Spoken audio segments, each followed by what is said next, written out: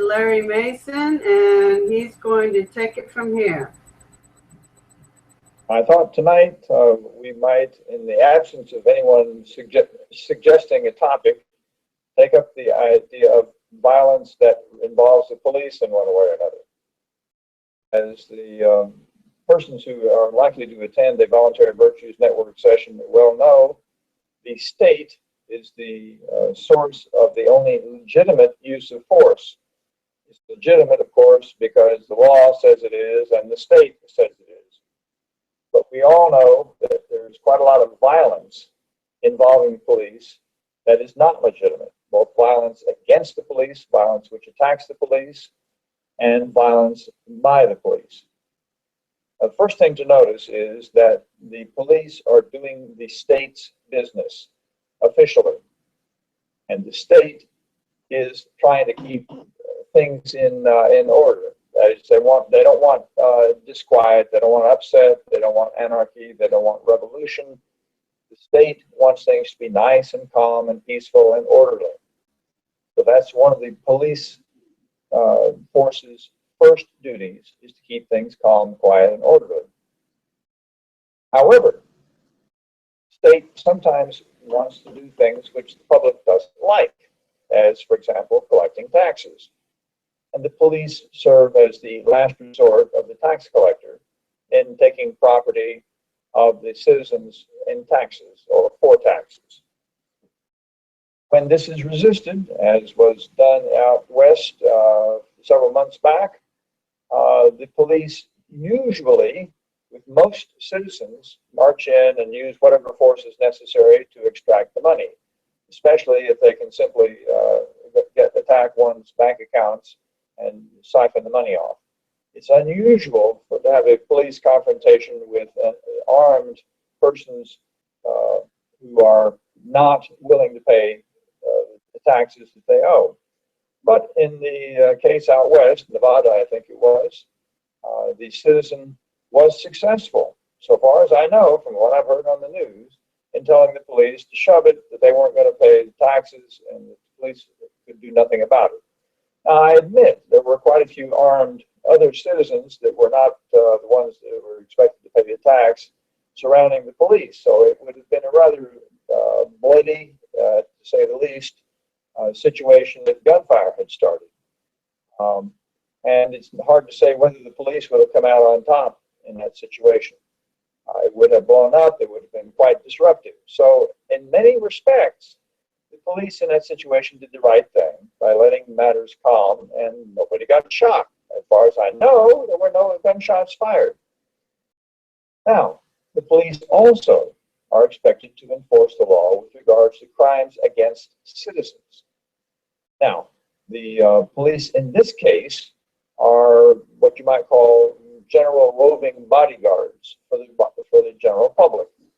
If there is someone who is shooting people at random, and we have that happening from time to time, far too often, the police are the ones who step in and attempt to defend the public.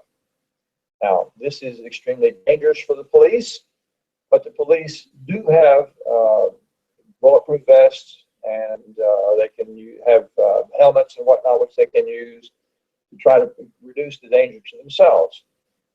Unfortunately, it appears that the arms industry is able to provide superior arms and equipment to those who want to go around killing people.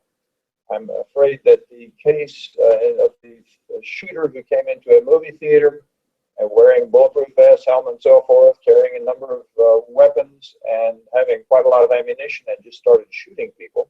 I think that case was had for sentencing quite recently. The shooter was far better armed and equipped than the first police to arrive at the scene. So in a shootout, the shooter most likely would have won. Now, he did get captured. The police were successful. I don't recall any policeman getting shot. But the situation was one which was quite deadly to a number of citizens. And the police who came and who responded to the call were putting their lives on the line against a, as I say, more heavily armed and better equipped villain than they were. And therefore, you have to give enormous credit to those policemen who were responding and defending the public, putting their own lives and health on the line to defend the citizens. This is quite laudable, and I must say that it illustrates why one can make a very good case that the police are vastly underpaid for the job they do, its difficulty and its danger. Now, there is also police violence against the citizens. Unfortunately, a number of cases have come to light, and I don't say it's unfortunate because they came to light, but I say it's unfortunate because they happened at all, in which the police used force which the general public sees as perhaps excessive. A person, to my mind, is accused of a crime which warrants capital punishment. In other words, if the person is attempting to commit first-degree murder, the person is attempting to commit a mass killing, such as blowing up a bridge while there's traffic on it, or wrecking an airplane in flight with passengers. In a situation like that, the crime being committed is a capital crime, a crime so serious that one could easily justify the police using deadly force to prevent the crime from taking place.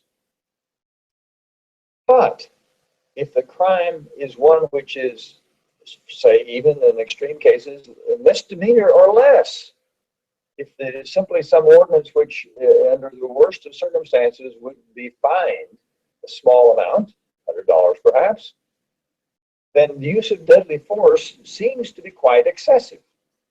When a person is suspected of committing a very minor crime, the idea that the policeman would employ deadly force is, well, to my mind, disquieting, to say the least. Now, I don't expect to have this kind of problem with any policeman, with any officer of the law. I'm an old man, as you can see. I'm a skinny old man. I'm not at all threatening in appearance. I'm benign. I dress in such a fashion that it's quite obvious I'm not carrying any kind of weapon, because if I were, it would show. I mean, there'd be bulges that would make it obvious I was carrying a weapon, and I'm skinny enough that my Adam's apple may bulge and my ears stick out, but there's hardly anything else bulging. So I think in my case, my odds are pretty good for not appearing threatening to police.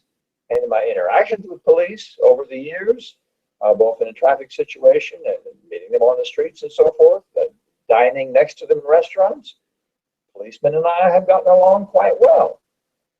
But apparently, some policemen, a tiny, tiny minority, feel extremely threatened by persons who are, shall we say, of a different social class or ethnicity to themselves.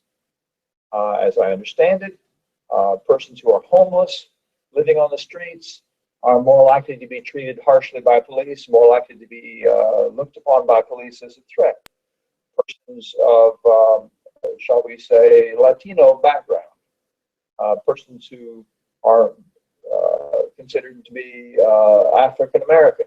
And I have to say that for people who have been living in the United States for over 300 years, consider them to be African American is a little bit strange. But since the whole designation of who's black and who's not is quite arbitrary, it's not surprising that the appellation African American or black would be just as strange.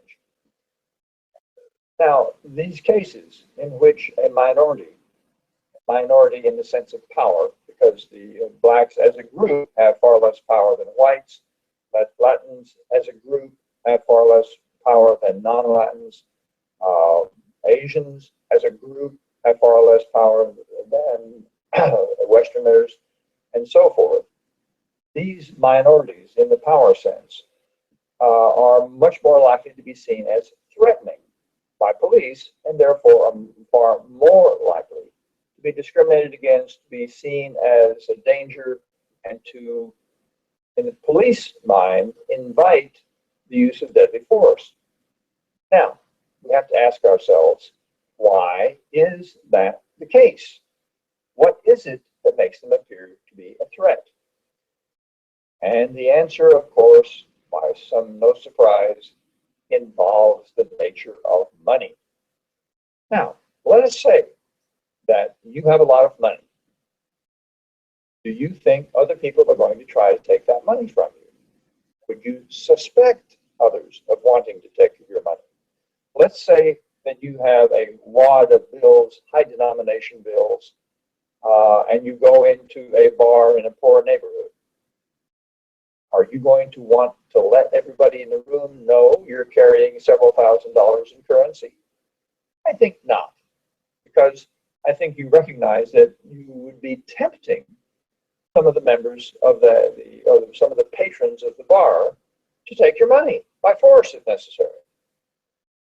Well, given that you expect other people to want to take your money, it's quite reasonable to see that you would tend to think of them as a threat to you, even if they're not a threat to you. Now, over the years, over the centuries, blacks have been exploited. There's no two ways about it. Slavery is exploitation. The conditions that obtained after the Civil War, the sharecropping, that was exploitation as well. Blacks being worked in the factories and being paid less for the same work is exploitation. Blacks have been exploited for hundreds of years in American culture. Now, we all know that is the case. White supremacists know it's the case. Blacks know it's the case. Other ethnic groups know it's the case. And of course, the police know it's the case. Now, if you are exploiting someone, how do you think they're going to feel about it? Do you think they're going to be grumpy and resentful? Do you think they're going to be bitter and more likely to get angry at you? Do you think that they might want to retaliate for what you're doing to them? If you are part of the system which denies them the right to vote, don't you think that you would be a little leery, a little frightened at the prospect that they might not like it, that they might want to retaliate, that they might want to strike back against you?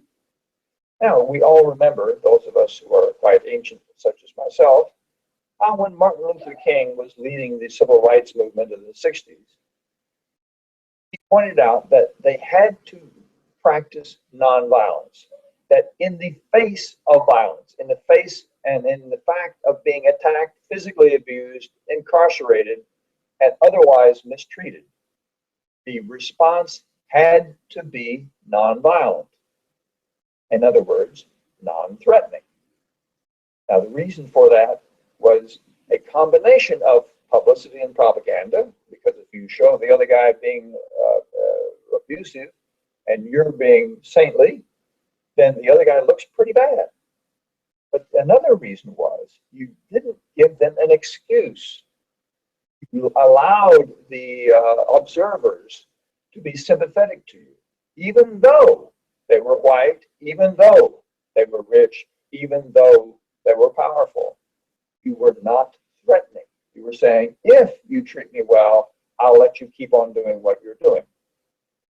So, police expect resentment, bitterness, and anger from minority groups.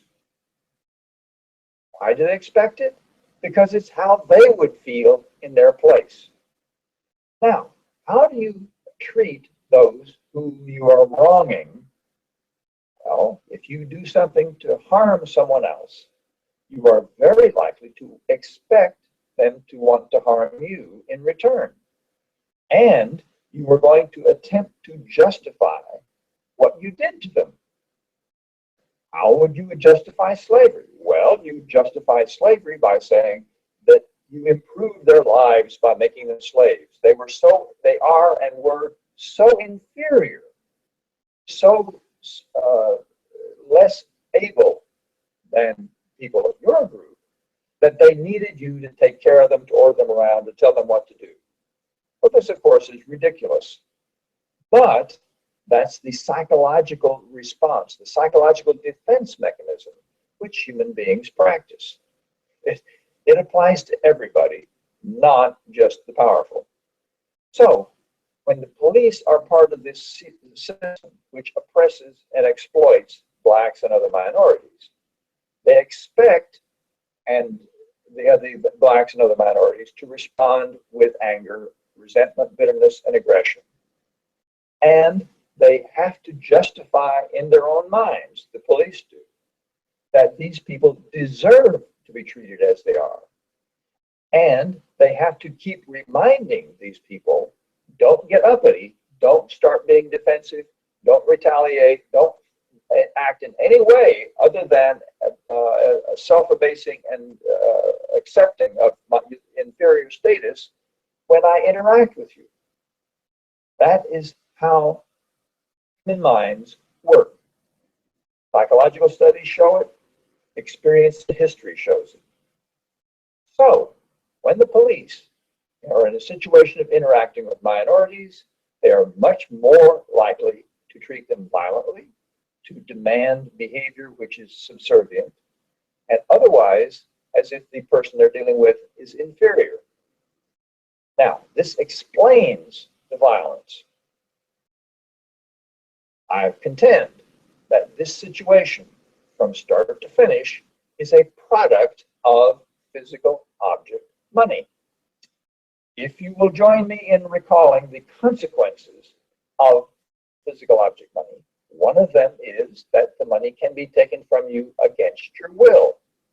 If it can be taken from you against your will, and if a lot of people want that money, some of them will try to take it from you against your will, by force or by fraud. Money, in the physical object nature, one of the consequences is that it will tend to accumulate. That is, some people will be better at getting money.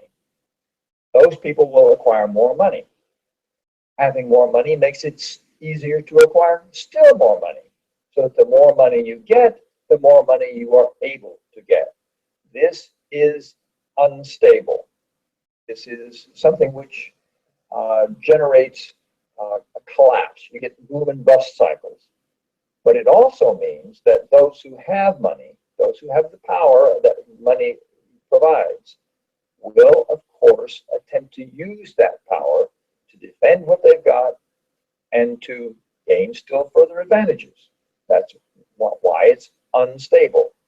So, if you've got people whom you can work for, whom you can get to work for you without paying them anything, the temptation to do so, to make them slaves, is overwhelming. Thus, we get the slavery. Thus, we get the expectation that the slaves aren't going to like it, that they're going to want to retaliate, that they're going to want to free themselves and maybe attack you for what you've done to them. Now, we bring this into the present day. People with money want to get still more money. They now have more subtle ways of getting it, such as what the banks are doing to you, and what the insurance companies do to you, and what the lying commercials on television do to you, and so forth. But the fact remains that it is continuing. We still have these methods of taking the money from you because it can be done. Also, of course, money, physical object money, is amoral. So there's nothing about it that implies that you can't use it for these things. And of course, finally, for the points I'm making this evening, if physical object money falsely simulates a zero-sum game. It makes people feel like the only way they can gain is for someone else to lose. And that if someone else is gaining, it's probably at their expense. This makes people feel like enemies and act like enemies. Now, let us consider the corresponding situation in a non-POM economy, an economy which uses a money which is not a physical object. Now, in a non-POM economy, one acquires money by producing net benefits. That is, you subtract the harm done from the benefit provided, and if the result is positive, you get paid accordingly. Now, let us picture a policeman. He is being threatened by someone else. How is the community going to respond? Well, if you help that policeman, are going to get money. You're going to earn money by doing so. If you take care of that policeman once he's wounded, you are going to earn money. If you try to prevent persons who would be dangerous to policemen from becoming armed and armored, you are going to earn money. In other words, by helping the police, you earn money. Now let's see what the policeman's point of view is. Is he the enemy? Is he exploiting? Is he enforcing a code which makes people bitter and resentful? By no means. With non-POM, everybody's your friend. You find that everybody is trying to do things which will benefit you. Therefore, you have no enemies. There's no zero-sum game. You can only win if they win, and they can only win if you win. Therefore, instead of having a group of people who are harming one another and therefore expecting harm in return, we have a population in which people do good things for each other and therefore expect good things in return. Therefore, the situation when a policeman carrying out his duty or not injures someone, let's say someone tries to rob a jewelry store, comes in with a gun, threatens the clerk, and there's a gun battle between the police and the person who is robbing the store, and the person robbing the store is shot and killed. That is harm to someone. Perpetrator, the villain, the criminal was harmed. That reduces the pay the policeman would otherwise get. Now it's true. The policeman defended the jewelry store owner and clerks. The policeman defended the other customers in the store, and the policeman prevented and worked to prevent other citizens from being harmed by this criminal. And he's going to get paid for that. But he will be paid less for that than he would have been paid had he been able to subdue the criminal without doing him any bodily harm. Notice, without doing any bodily harm. So a policeman that stops someone for a traffic violation, pulls them out of their car, throws them to the ground, sits on them, and handcuffs them. A policeman who does that is doing harm to the person that he is arresting in that fashion. That will reduce the policeman's pay. Now, if the violation that the policeman is arresting the person for is something like talking back, well, that's not against the law, is it? Therefore, the policeman is not going to get paid for doing that, and the policeman's income will be reduced thereby. And now it looks like the Voluntary Virtues Network opened the Capture Smile. Photos are taken with Hangouts and Capture and are saved in an album and so forth. I do not want to open Capture, and I don't want to turn the camera off that I'm using, so I'm going to try to get rid of this window. We'll see what happens. Apparently it has worked. We'll see. So, get back to our theme this evening. The police will lose money that they could have earned if they harm people that they arrest, if they don't take care of them. In all the cases in which police have shot people who were not physically armed, who are not physically threatening the police, this will cost the policeman quite a lot of future earnings, assuming he has any. It will cost the people who provided the policeman with a gun, and the people who provided the people who manufactured the gun with materials and so forth. It costs the people who authorized the policeman to work for the community. It will cost the other police, in other words. In other words, for a policeman to shoot someone is going to cost a whole lot of people money. Now, I don't think they're going to like it. I think they're going to try to be careful to have people perform the policing role who are very careful about not committing harm. I think they're going to be careful to keep people safe, because that is going to be what earns them the most amount of money. Therefore, in a non-POM economy, discrimination, particularly of the violent sort that we see in these cases that have been reported lately in the press of police killing unarmed children or unarmed elderly people or strangling somebody on the street, I think we're going to find that that doesn't happen anymore. Because, number one, it's going to cost a policeman who does it a lot of money. Number two, it's going to cost everybody that has been supporting such a policeman money. And number three, anybody who is watching it, who jumps in to help prevent such things, is going to be rewarded. So, in every way, the situation will be responded to in a far more appropriate fashion in a non-POM economy. Now, it seems clear to me, therefore, that the kind of violence we're seeing is not a product of character. It is not a product of insanity. It is not a product of evil people. It's a product of a bad context, a bad situation. And that bad situation is and always has been a product of the nature of the money we use. I cannot agree with the Bible saying that the root of all evil is the nature of money or the love of money. I can't say it's the root of all evil, but by gum, it certainly is a result of a lot of, it does tend to produce a lot of evil, a very high proportion of evil. And that includes the evils that we see of discrimination. It also is the evils we see of attacks on police, because we've got all those people out there, some sane, some insane, who are heavily armed. And we have all those people out there who the police are trying to protect, think that the police are not trying to protect them. Hence, I suggest that you read, if you haven't already, Invisible Hand, and see how it works, see why it works, see why it's superior in every respect to physical object money. Do you have anything else we'd like to speak about tonight, Lydia? Hello? I think we're just about out of time, and I think you've done pretty well filling our half hour. Well, it would be much easier if there were people to talk with.